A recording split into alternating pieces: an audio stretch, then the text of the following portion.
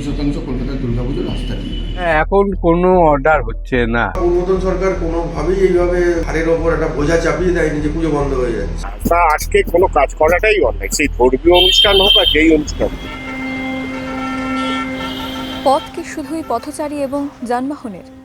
কলকাতার পথ যেমন প্রতিবাদের, তেমনই উৎসবেরও। শরৎ এলেই সেই পথের একাংশ দখল করে নেয় দুর্গাপুজোর মণ্ডপগুলো। শহরের উত্তর, দক্ষিণ, পূর্ব থেকে পশ্চিম কয়েকশো বারোয়ারি পুজো হয় রাস্তার ওপর কিংবা অলি গলিতে বাড়ির গা ঘেঁষে।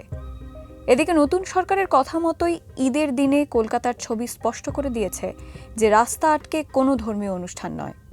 তবে কি প্রশাসনের সেই আদেশের কোপ এসে পড়বে বারোয়ারি দুর্গাপুজোগুলোতে? কলকাতাতে অনেক পুজো, মানে অধিকাংশ পুজোই রাস্তার উপরই হয়। এখনো পর্যন্ত সরকার কোনো রকম তো সেই রকম ইনস্ট্রাকশন দেননি। তো সেক্ষেত্রে যদি পরবর্তীকালে কোনো রকম ইনস্ট্রাকশন আসে, তো সেই রকম সময় বুঝে সেখানে আমরা যোগাযোগ করার চেষ্টা করব। প্রশাসনের সহযোগিতা ছাড়া তো দুর্গাপুজো করা কোনো মতেই সম্ভব নয়।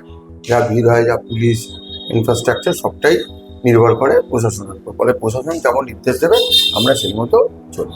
এরকম আশঙ্কা আমাদের নেই। বর্তমানে যে সরকার আছে পুজো নিয়ে তারা খুব একটা বিশেষ বাধা সৃষ্টি করবে। শারদোৎসবের সঙ্গে জুড়ে থাকে অর্থনীতির হালচালও। দুর্গাপুজোর বাকি আর মেরে কেটে 4 মাস। শহর কলকাতা থেকে কুমোরটুলিতে যে ব্যস্ততা চোখে পড়ত, এবছর সে ছবি কিছুটা হলেও ওলটপালট। সেটা তো একটা উৎসব নয়, এটা উৎসবের পাশাপাশি একটা মানে ভীষণভাবে ইকোনমিকে বুস্ট করে। তো সেই দিক থেকে দাঁড়িয়ে দুর্গাপুজোটা অত্যন্ত জরুরি।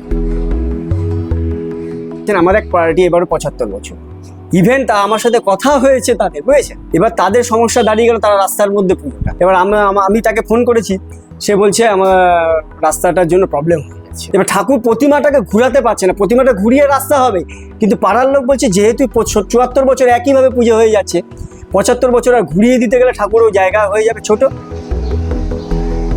কুমোরটুলির শিল্পীদের একাংশের দাবি, এই 4-5 মাসের ব্যস্ততায় তাদের সারা বছরের রুটি রুজির অন্যতম বড় পথ। তাই পুজোর সংখ্যা কমে গেলে বা রাস্তার পুজো, যেগুলি রাস্তার কিছুটা অংশ দখল করে হয়, সেই পুজোগুলি বন্ধ হয়ে গেলে সমস্যার মুখে পড়বে কুমোরপাড়া। এখন তো সেরকম অর্ডার পত্র হচ্ছে, টুকটাক হচ্ছে, সেরকম পড়বে না যে তাও না, পড়বেই। তারা যে কিছু একটা টাকা পেত, এই টাকাটা পাবে কিনা এটা ওদের মধ্যে দ্বন্দ্ব চলছে নিজেদের। এখন মলমাস এটাও কাটবে, তারপরে গিয়ে আমরা বুঝতে পারবো যে দুর্গাপুজো কি হাল। সেই অর্থে আমাদের এখনো অর্ডার সেরকম ঢুকছে না। রাস্তা আটকিয়ে যেই ধরনের পুজোগুলো হয়, সেই পুজোগুলো নিয়ে আমাদের কোনো এখনো পর্যন্ত বক্তব্য বা আমাদের কাছে এইরকম ধরনের এখনো পর্যন্ত অর্ডার ঢোকেনি। উৎসব সবার, কিন্তু স্থানীয়দের একাংশের দাবি দীর্ঘদিন বারোয়ারি পুজোর কারণে রাস্তা বন্ধ থাকায় ভোগান্তিতে পড়তে হয়েছে। কারো দাবি আবার পুজোকে কেন্দ্র করে জড়িয়ে বহু মানুষের রুটি রুজি। আমার বাড়িতে একটা দুর্গা পুজো হয়, কম্প্রোমাইজড ভাবে 2 বছর ধরে পুজো করেছি বাধ্য হয়ে। বারোয়ারি পুজোর ইচ্ছেতে আমাদের এখানে লোক বাড়িতে আমার আসতে পারে। আমার বাড়ির লোক স্বাভাবিক যেভাবে আমাদের বাড়িতে প্রত্যেক বছর লোক আসতো সেভাবে আসতে পারে। রাস্তাঘাট আজকে পুজো সারা জীবন ধরে হচ্ছে, আমি চাই সারা জীবন ধরে হোক। আমরা হিন্দু ধর্ম, আমরা চাইবো আমাদের পুজোটা হোক।